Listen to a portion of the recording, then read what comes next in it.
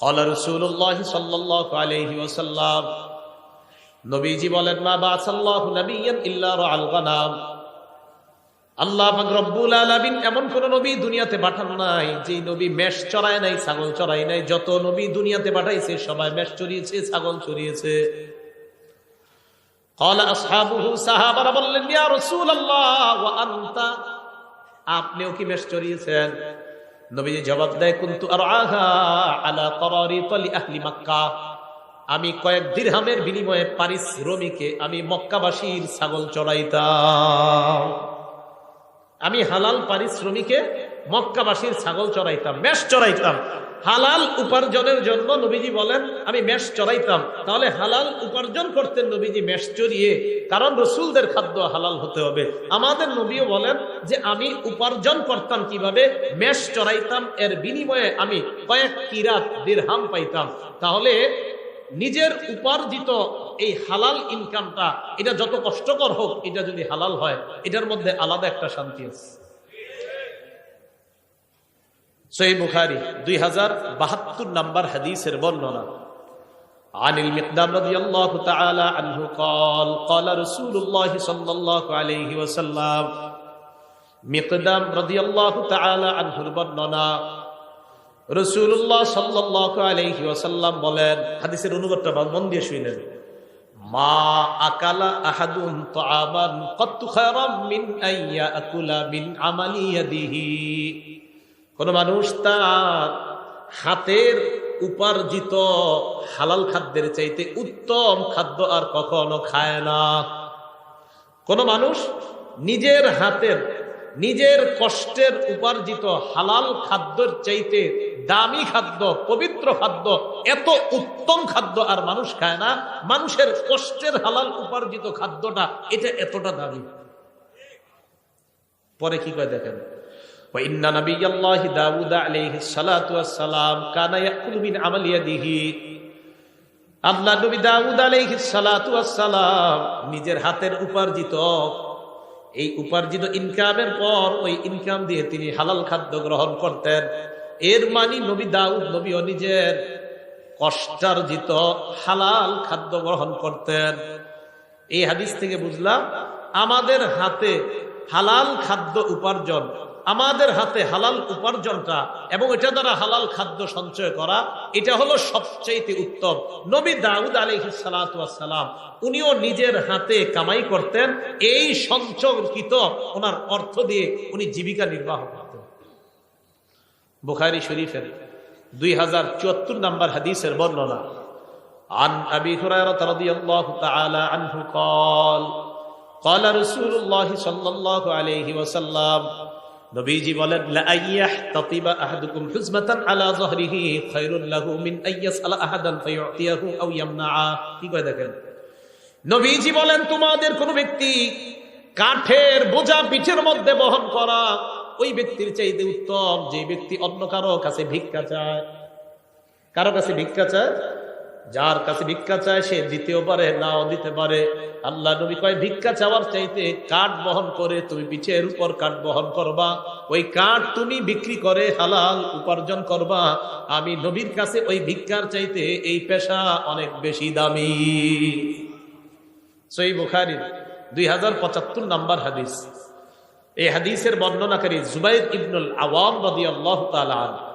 عن الزبير بن العوام رضي الله تعالى عنه قال قال رسول الله صلى الله عليه وسلم لأن يأخذ أحدكم أحبله خير له من أن يسأل الناس। কি কয় দেখেন, তোমাদের কোন ব্যক্তি রশি নিয়ে জঙ্গলে যাইবা, যাওয়ার পর লাকড়ি সংগ্রহ করবা, ওই লাকড়ি রশি দিয়ে বাঁধার পর ওই লাকড়ি বিক্রি করে হালাল উপার্জন করবা, এটা মানুষের কাছে চাওয়ার চাইতে অনেক দামি।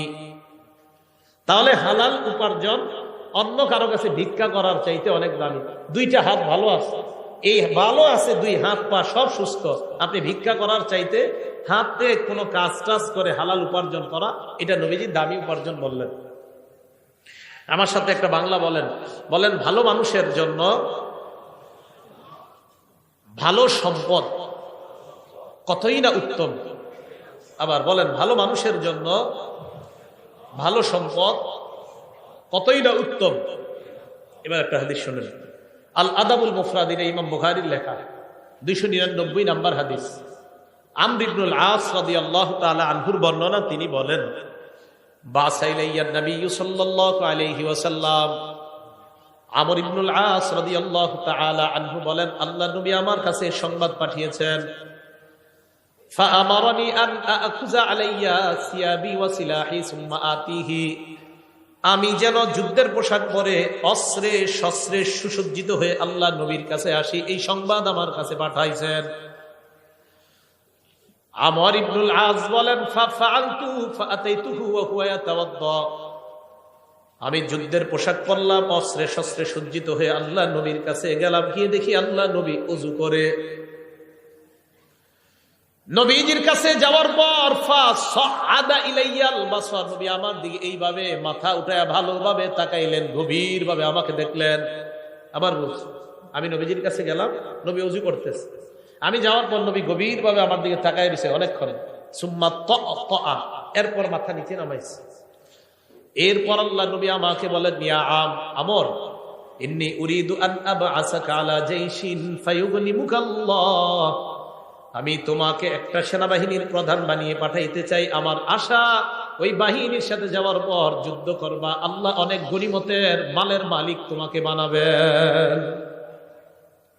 আমর ইবনুল আস এটা যখন শুনলেন, নবী বললেন, ওয়া ইন্নী আরগাবু লাকা মিনাল মালি সালিহা, আমার আশা তোমার যেন কিছু ভালো সম্পদ অর্জন হয়, এটা আমার আশা। আবার বুঝবেন, নবীজি বললেন, আমর, আমার আশা তোমার যেন কিছু ভালো মাল হয়, সম্পদ হয়, এটা আমার আশা, তাই তোমাকে আমি যুদ্ধে পাঠাইতেছি, এবং আমার আশা এই যুদ্ধে আল্লাহ তোমাকে অনেক নিয়ামত দান করবেন।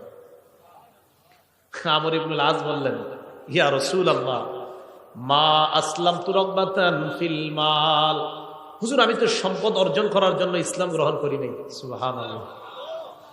ইন্নামা আসলামতু রাগবাতান ফিল ইসলাম, আমি ইসলাম গ্রহণ করেছি ইসলামের আকর্ষণে। ফাকুনু মা রাসূলিল্লাহি সাল্লাল্লাহু আলাইহি ওয়াসাল্লাম, আমার আশা আমি ইসলাম গ্রহণ করার পর আল্লাহ নবীর সাথে থাকতে পারবো, এই আশায় আমি মুসলমান হইলাম। নবীজি বললেন, আমর, নি'মাল মালুস সালিহু লিল মারইস সালিহি, ভালো মানুষের জন্য ভালো সম্পদ কতই না উত্তম। সুবহানাল্লাহ। তুমি একজন ভালো মানুষ, তোমার জন্য ভালো সম্পদ হওয়া, এই ভালো মানুষের জন্য ভালো সম্পদ হওয়া কতই না উত্তম। তাহলে এটা আমার কথা না, এটা নবীজির কথা। ভালো মানুষের জন্য ভালো সম্পদ, এটা কতই না উত্তম। তুমি একটা ভালো মানুষ, তোমার জন্য ভালো সম্পদ হওয়া, এটা অনেক উত্তম, এটা অনেক নিয়ামতের। তাই আমি চাই কিছু হালাল সম্পদ, কিছু হালাল মাল তোমার হয়ে যাক। ভালো মানুষের হালাল মাল হওয়া এটা দোষণীয় না, বরং ভালো মানুষের ভালো সম্পদ হওয়া এটা কতই না উত্তম, এটা আল্লাহর পক্ষ থেকে তার জন্য নিয়ামত। আল্লাহ আমাদের সকলকে হালাল উপার্জন করার তৌফিক দান করেন। এবার আসেন হালাল হারামের ব্যাপারে কিছু কথা। হালাল উপার্জন বা হালাল খাদ্য খাওয়ার জন্য আল্লাহ আদেশ করেছেন। কে আদেশ করেছেন? এটা সব মানুষদেরকে আদেশ করেছেন। সূরা বাকারা 168 নম্বর আয়াতে আল্লাহ বলেন, ইয়া আইয়ুহান নাস কুলু মিম্মা ফিল আরদি হালালান তাইয়্যিবা, হে মানুষ, পৃথিবীর মধ্যে যা হালাল পবিত্রতা তোমরা খাও। এই আয়াত নাযিল হওয়ার পর সাদ ইবনে আবি ওয়াক্কাস রাদিয়াল্লাহু তাআলা আনহু আল্লাহ নবীকে বললেন, উদউল্লাহ লি আইয়াজআলানি মুস্তাজাবাদ দাওয়া, ইয়া রাসূলুল্লাহ, আল্লাহর কাছে দোয়া করেন আল্লাহ যেন আমাকে মুস্তাজাবুদ দাওয়া বানায়া দেয়। বলেন মুস্তাজাবুদ দাওয়া, বলেন মুস্তাজাবুদ দাওয়া মানে দোয়া করার সাথে সাথেই কবুল হয়ে যাবে। নবীজিকে বললাম, হুজুর আপনি আমার জন্য দোয়া করেন যেন আমি দোয়া করার সাথে সাথেই আমার দোয়া কবুল হয়ে যায়, আল্লাহ যেন আমারে এমন বানায় দেয়। তো এদেরকে বলা হয় মুস্তাজাবুদ দাওয়া। বলেন কি বলা হয়? নবীজি বললেন, ইয়া সাআদ আতিম মাতআমাক তাকুন মুস্তাজাবাদ দাওয়া, সাআদ হালালটা পবিত্র করো, সাআদ খাবারটা পবিত্র করো, সাআদ খাবারটা পবিত্র করো, সাআদ হালাল খাদ্য খাও, তাকুন মুস্তাজাবাদ দাওয়া, পেটে হালাল ঢুকাও, তুমি মুস্তাজাবুদ দাওয়া হয়ে যাবা। পেটে যদি হালাল খাবার যায়, আল্লাহর কাছে যা বলবা আল্লাহ তাই কবুল করবেন। হালাল খাও, হালাল খাও, মুস্তাজাবুদ দাওয়া হয়ে যাবে। তাহলে বলেন দোয়া কবুলের জন্য শর্ত কি? খাওয়া হালাল, ভিতরে হালাল, হালাল ঢুকাইতে হয়। সূরা নাহল 114 নম্বর আয়াত আল্লাহ বলেন ফাকুলু মিম্মা রাযাকাকুমুল্লাহু হালালান তাইয়্যিবা, আল্লাহ যে রিজিক তোমাদেরকে দিয়েছেন তা থেকে পবিত্র হালাল যে রিজিক তা তোমরা গ্রহণ করো। ওয়াশকুরু নি'মাতাল্লাহ, এবং আল্লাহর নিয়ামতের শুকরিয়া আদায় করো। বলেন আমার সাথে, হালাল খাবো, বলেন আর আলহামদুলিল্লাহ বললেন। হালাল খাবো, শুকরিয়া আদায় করলেন। তো আল্লাহ বলেন তোমরা হালাল খাও আর শুকরিয়া আদায় করো, হালাল খাও, শুকরিয়া আদায় করো। আর হালালকে যত শুকরিয়া আদায় করবেন তত আপনার নেয়ামত আল্লাহ পাক রব্বুল আলামিন বাড়িয়ে দিবেন। হালাল খাদ্যের জন্য আল্লাহর কাছে দোয়া করবেন। তিরমিজি শরীফের 2361 নম্বর হাদিসের বর্ণনা, ক্বালা রাসূলুল্লাহ সাল্লাল্লাহু আলাইহি ওয়াসাল্লাম, নবীজি বলেন আল্লাহুম্মা জাআল রিজকা আলি মুহাম্মাদিন কুতা। নবীজি আল্লাহর কাছে দোয়া করতেন, আল্লাহ মুহাম্মদ সাল্লাল্লাহু আলাইহি ওয়াসাল্লামের পরিবারের জন্য জীবন ধারণের উপযোগী হালাল খাদ্যের ব্যবস্থা করে দেন। সুখী মানুষের তিনটা অবস্থা নবী বলছেন। একজন মানুষের মাঝে 3 গুণ পাওয়া গেলেই সে সুখী। বলেন কয় গুণ? 3টা গুণ যদি আগামীকাল সকালে আপনার মাঝে পাওয়া যায় তাহলে বুঝবেন আগামীকাল আপনি সুখী। কয় গুণ? হ্যাঁ, কালকে পাওয়া গেলে কালকেই সুখী।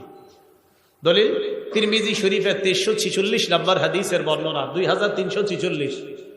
ক্বালা রাসূলুল্লাহ সাল্লাল্লাহু আলাইহি ওয়াসাল্লাম, নবীজি বলেন মান আসবাহা মিনকুম আমিনান ফি সিরবিহি, তোমাদের মধ্যে কোনো মানুষ যদি সকাল অবস্থা হয় এমন অবস্থায় তার পরিবার নিয়ে সে নিরাপদে আছে। 1 নাম্বার, তোমাদের মধ্যে যদি কারো সকাল এমন অবস্থায় হয় সে পরিবারের মধ্যে নিরাপদ, পরিবার সহ পুরা নিরাপদে আছে। 1। 2 নাম্বার, মুআফান ফি জাসাদিহি, শরীরটা সুস্থ আছে। 3 নাম্বার, ইনদাহু কুতু ইয়াউমিহি, তার কাছে একদিনের খাদ্য আছে। বলেন তো, 1 নাম্বার পরিবার নিয়ে সুখে আছে, 2 নাম্বার সুস্থ আছে, 3 নাম্বার কয়দিনের খাবার। নবীজি বলেন কান্নামা হিজাত লাহুদ দুনিয়া, এই ব্যক্তির জন্য কেমন যেন পুরা দুনিয়ার সব কল্যাণ জমা করা হয়েছে। এই জন্য হালাল খাবেন আর দোয়া করবেন, হালাল খাবেন আর দোয়া করবেন। আরেকটা, হালাল খাবেন আর শুকরিয়া আদায় করবেন। আর আল্লাহ তো বলছে শুকরিয়া আদায় করবা, আমি আল্লাহ নিয়ামত আরো বৃদ্ধি করে দিব। আল্লাহ আমাদেরকে হালাল খাদ্য খাওয়ার তৌফিক দান করেন। সূরা তাহা 81 নম্বর আয়াতে আল্লাহ বলেন কুলু মিন তাইয়্যিবাতি মা রাযাকনাকুম, আমি তোমাদেরকে যে খাদ্য দিয়েছি তার মধ্যে পবিত্র যেটা, এটা তোমরা খাও, পবিত্র খাদ্য তোমরা খাও। সূরা ইউনূসের 59 নম্বর আয়াতে আল্লাহ বলেন কুল আরাআইতুম মা আনজালাল্লাহু লাকুম মিন রিজকিন ফাজআলতুম মিনহু হারামান ওয়া হালালা, নবী আপনি বলেন তোমরা কি ভেবে দেখেছো আল্লাহ তোমাদের জন্য যে রিজিক নাজিল করছেন ওই রিজিকের কিছু অংশ তোমরা হালাল বানাও আর কিছু অংশ তোমরা হারাম করছো। এই যে তোমরা হালাল করো আর হারাম করো, আল্লাহু আযিনা লাকুম, এই আদেশ কি আল্লাহ তোমাদেরকে দিয়েছেন? আম আলাল্লাহি তাফতারুন, নাকি তোমরা আল্লাহর নামে মিথ্যা অপবাদ দাও? এই আদেশ কি আল্লাহ তোমাদেরকে করেছেন কিছু হালাল কিছু হারাম করার জন্য, নাকি আল্লাহর নামে তোমরা মিথ্যা অপবাদ দাও? আমাদের সকলকে আমরা যেন হালালকে হালাল হিসাবে গ্রহণ করি, হারামকে হারাম হিসাবে গ্রহণ করতে পারি, আল্লাহ তৌফিক দান করেন। সহিহ বুখারী 2059 নম্বর হাদিসের বর্ণনা। এই হাদিসটা আমাদের বর্তমান যুগের সাথে আমরা মিলাই দেখেন কি বলে নবীজি। আল্লাহুম্মা লাকাল হামদু ওয়া লাকাশ শুকর। عن أبي هريرة رضي الله تعالى عنه قال قال رسول الله صلى الله عليه وسلم, আবু হুরায়রা রাদিয়াল্লাহু তাআলা আনহুর বর্ণনা, নবীজি সাল্লাল্লাহু আলাইহি ওয়াসাল্লাম বলেন ইয়াতি আলান নাসি জামান, মানুষের উপর এমন একটা সময় আসবে লা ইউবালিল মারউ মা আখাযা মিনহু, মানুষ যাচাই বাছাই করবে না কোত্থেকে সে উপার্জন করে, আমিনাল হালালি আমিনাল হারাম।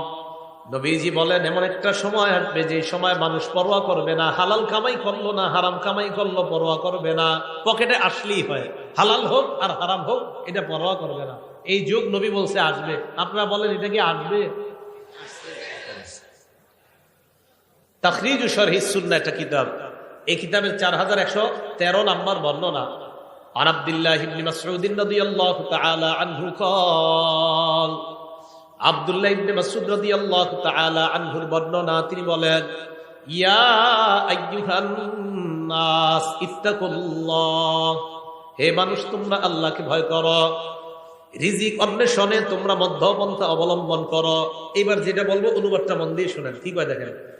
লা ইয়াহমিলান্নাকুম ইস্তিবতাউর রিজকি আন তাতলুবুহু বিমাআসিল্লাহ, হালাল পথে রিজিক তালাশ করতে গিয়ে রিজিক আসতে যদি বিলম্ব হয়, আবার বলছি, হালাল পথে রিজিক তালাশ করতে গিয়ে প্রচুর রিজিক আসতে যদি বিলম্ব হয়, রিজিক তালাশ করতেছেন, রিজিক আপনার কাছে আস্তে আস্তে আসতেছে, তো রিজিক তালাশ করতে গিয়ে রিজিক যদি আসতে বিলম্ব হয়, আব্দুল্লাহ ইবনে মাসউদ বলেন, এই রিজিক আসতে বিলম্ব হইলে তোমরা তাড়াতাড়ি রিজিক উপার্জনের জন্য কোন নাফরমানির পথ বাইছে নিবা না।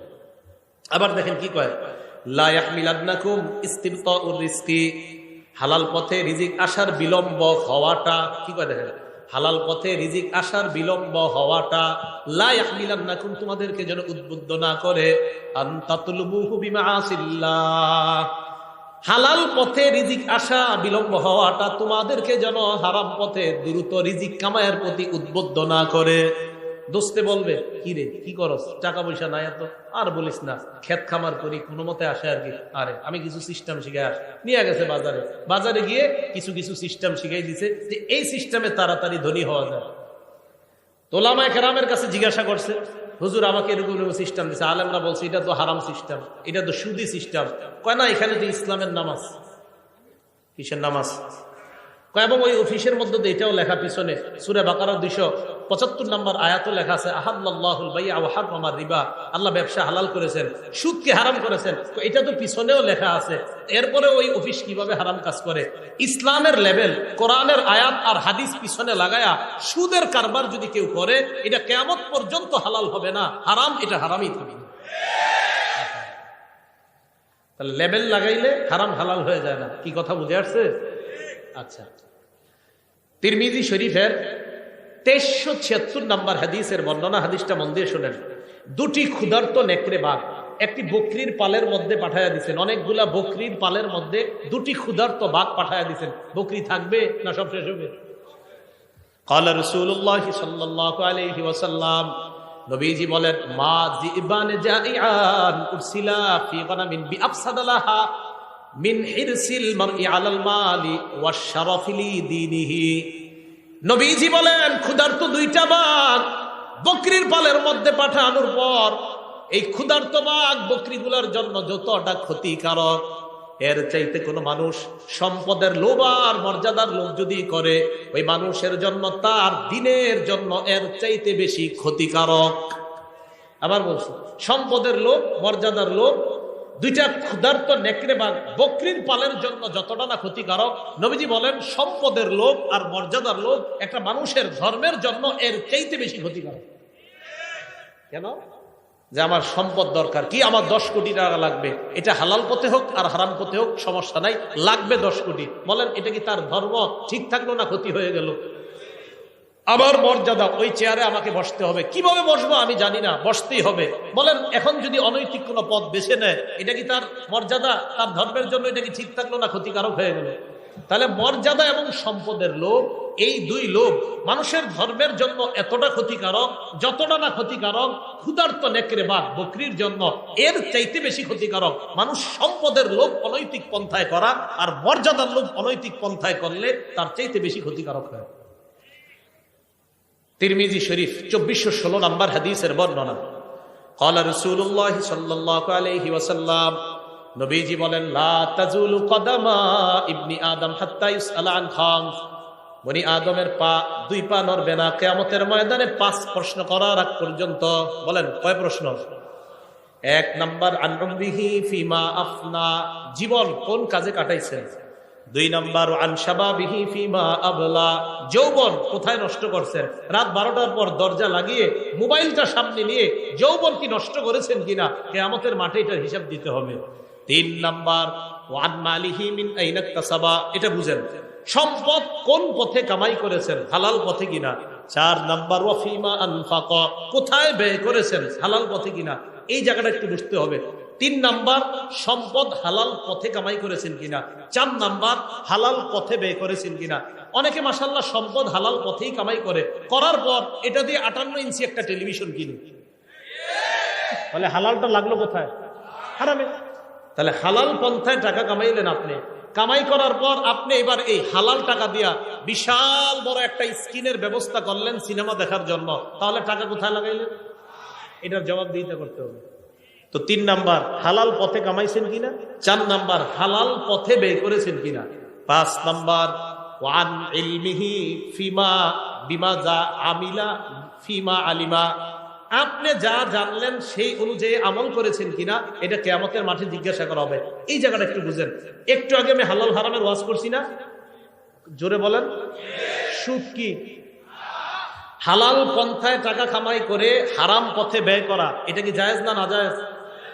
এই যে আমার থেকে বিষয়টা জানলেন, একটা বিদ্যা জানলেন কিনা, জানার পরে যদি আপনি ঠিক মতো আমল না করেন কিয়ামতের মাঠে এটা জবাবদিহিতা করতে হবে। 5 নাম্বার প্রশ্ন, তুমি যা জানলা ওই জানা অনুযায়ী আমল করছো কিনা।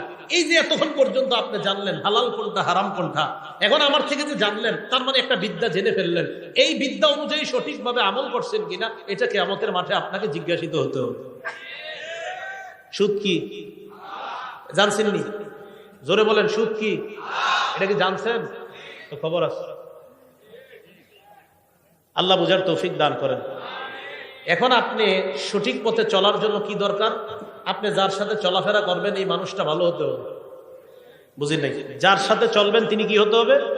তিরমিজি শরীফ 1378 নাম্বার হাদিস, ক্বালা রাসূলুল্লাহ সাল্লাল্লাহু আলাইহি ওয়াসাল্লাম, নবীজি বলেন, আর রাজুলু আলা দীনি খালিলিহি ফালয়ানজুর আহাদুকুম মাইয়ুখালিল। নবীজি বলেন, মানুষ তার বন্ধুর রীতিনীতির অনুসারী হয়। তোমাদের প্রত্যেকে যেন চিন্তা করে কাকে বন্ধু বানাও। সুদখোরকে যদি বন্ধু বানান, আপনারও এটা সুদখোর বানাবে। বন্ধু কারে বানাইতেছেন এটা আপনি বুঝে শুনে বানাইতে হবে। মানুষ তার বন্ধুর রীতিনীতির অনুসারী হয়, অতএব মানুষ যেন চিন্তা করে যে সে কাকে বন্ধু বানায়। আল্লাহ আমাদের জীবনে একজন প্রকৃত বন্ধু আল্লাহ আমাদেরকে ব্যবস্থা করে দেন। সহিহ বুখারীর একটা বর্ণনা শোনেন, 3842 নাম্বার হাদিসের বর্ণনা। আবু বকর সিদ্দিক রাদিয়াল্লাহু তাআলা আনহুর এক আশ্চর্য ঘটনা। ওনার একজন গোলাম ছিল, আম্মা জান আয়েশা সিদ্দিকার বর্ণনা, কানা লি আবি বকর সিদ্দিক রাদিয়াল্লাহু তাআলা আনহু গুলাম কানা ইখরিজু লাহুল খরাজ। আবু বকর সিদ্দিক রাদিয়াল্লাহু তাআলা আনহুর একজন গোলাম, তিনি কর বের করতেন। আবু বকর সিদ্দিক রাদিয়াল্লাহু তাআলা এই কর যে বের করে আনতেন এটা থেকে তিনি খাইতেন। একদিন এই গোলাম কি করছে, ফাজাআ বিশাইইন, একদিন কি জানি একটা নিয়ে আসছে, আনার পর আবু বকর সিদ্দিককে বললেন এটা খান। আবু বকর সিদ্দিক এটা খাইলেন। খাওয়ার পর গোলাম বলে, আতাদেরি মা হাযা, আপনি কি জানেন আপনি কি খাইছেন? কয় কেন, কি হয়েছে? কয় কুনতু তাকাখানতু ফিল জাহিলিয়া, আমি জাহিলি যুগে গণনা করতাম, ভাগ্য গণনা করতাম। কি গণনা করতাম? ভাগ্য। কয় মা উহসিনুল কাহানা ইল্লা আন্নী খাদাতুহু, আমি ভাগ্য গণনা কিছুই জানতাম না, হুদাই মানুষের ধোঁকা দিতাম। আমাদের দেশেও বিভিন্ন ওভারব্রিজের নিচে বিভিন্ন জায়গায় জায়গায় ভাগ্য গণনা করা হয়। হয়তো 100 জনের মধ্যে একজনকে একটা কইছে, এটা কোনো মতে লেগে গেছে, ওই একজন গিয়ে আরো 10,000 রে বোকা বানায় এখানে নিয়ে আসে। এগুলা মিথ্যা কথা। এদের কাছে যারা যাবে তাদের ইমানের মধ্যে খতরা এসে যাবে। ভাগ্য গণনা এলে বিশ্বাস করবেন না। তো উনি বলেন, আমি মানুষের ধোঁকা দিতাম, হুদাই আমি ভাগ্য গণনা করতে পারতাম না। তো কি হয়েছে? আমি যার ভাগ্য গণনা করছি জাহিলি যুগে এরকম একজনের সাথে আমার দেখা হয়ে গেছে আজকে, উনি আমাকে এইগুলা দিছে, আমি আপনারে নিয়ে আসলাম আপনার কাছে। ওই ভাগ্য গণনার যে পারিশ্রমিক, এই পারিশ্রমিক আপনার কাছে আনছি, এটাই আপনি খাইছেন। আবু বকর সিদ্দিক কয় সর্বনাশ। ফাআদখালা ইয়াদাহু, মুখে হাত ঢুকাইছে। ফাকাআ কুল্লা শাইইন ফি বাতনিহি, পেটে যা ছিল মুখে হাত ঢুকায়া সব বমি করে ফেলায় দিছে। সব বমি করে কি করছে? ফালায়া দিছে। তাহলে কি বোঝা গেল? হারাম ওনার পেটে ঢুকবে আবু বকর সিদ্দিক রাদিয়াল্লাহু তাআলা আনহু, এটা উনি সহ্য করলেন না, এটা উনি বরদাস্ত করলেন না। এই জন্য আমার আপনার চ্যালেঞ্জিং হলো হালাল গ্রহণ করা, হারাম থেকে বেঁচে থাকা। বলেন কি গ্রহণ করা? হালাল গ্রহণ করা, হারাম থেকে বেঁচে থাকা। তাহলে আমরা হারাম থেকে বেঁচে থাকবো তো ইনশাআল্লাহ, হালাল খাদ্য গ্রহণ করবো তো ইনশাআল্লাহ। আজকে থেকে আমরা সুদী ভয়ঙ্কর, বর্তমানের সবচেয়ে ভয়ঙ্কর একটা অপরাধের নাম হলো হারাম খাওয়া। এই হারাম খাওয়ার মধ্যে একটা হারাম হলো সুদ খাওয়া। বলেন কি খাওয়া? আল আদাবুল মুফরাদের ৮ নম্বর হাদিস, একজন ব্যক্তি, বিখ্যাত ব্যক্তি তাবি, তার নাম কয়সালা ইবনে মাইয়াস। মনে থাকবেন, আমরা কয়সালা একটু মনে রাখলে চলবে, ইবনে মাইয়াস আর মনে রাখা দরকার নাই। কয়সালা ইবনে মাইয়াস, তিনি বলেন, কুনতু মান নাজদাত, আমি যুদ্ধ বিগ্রহে থাকতাম। ওয়াকাদ আসাবতু যুনুবান লা আরাহা ইল্লা বিনাল কাবাইর, আমি কিছু গুনাহ করছি, এই গুনাহগুলো আমার কাছে কবিরা গুনাহ মনে হয়েছে। ফাযাকারতু যালিকা লিইবনে ওমর, আমি এই গুনাহগুলো আব্দুল্লাহ ইবনে ওমরকে জানাইছি। আব্দুল্লাহ ইবনে ওমর জানার পর বললেন, কি কি গুনাহ করছো বলো। তো আমি বললাম কাজা ওয়া কাজা, ওই গুনাহ। ইবনে ওমর বললেন, লাইসাত হাযিহি মিনাল কাবাইর, তুমি যে গুনাহের কথা বলছো এগুলা কবিরা গুনাহ না। প্রধানত প্রধান কবিরা গুনাহ অনেকগুলা, এর মধ্যে উল্লেখযোগ্য প্রধান কবিরা গুনাহ 9টা। বলেন কয়টা? এটা ইবনে ওমরের বক্তব্য রাদিয়াল্লাহু তাআলা। তিনি বলেন, 1 নাম্বার শিরকু বিল্লাহ, আল্লাহর সাথে শিরিক করা। 2 নাম্বার ওয়াকাতলু নাসামা, নর হত্যা করা, মানুষ হত্যা করা। 3 নাম্বার ওয়াকসফুল মুহসানা, সতী সাদী কোন নারীর উপর মিথ্যা অপবাদ দেওয়া। 4 নাম্বার ওয়াকলুর রিবা, সুদ খাওয়া।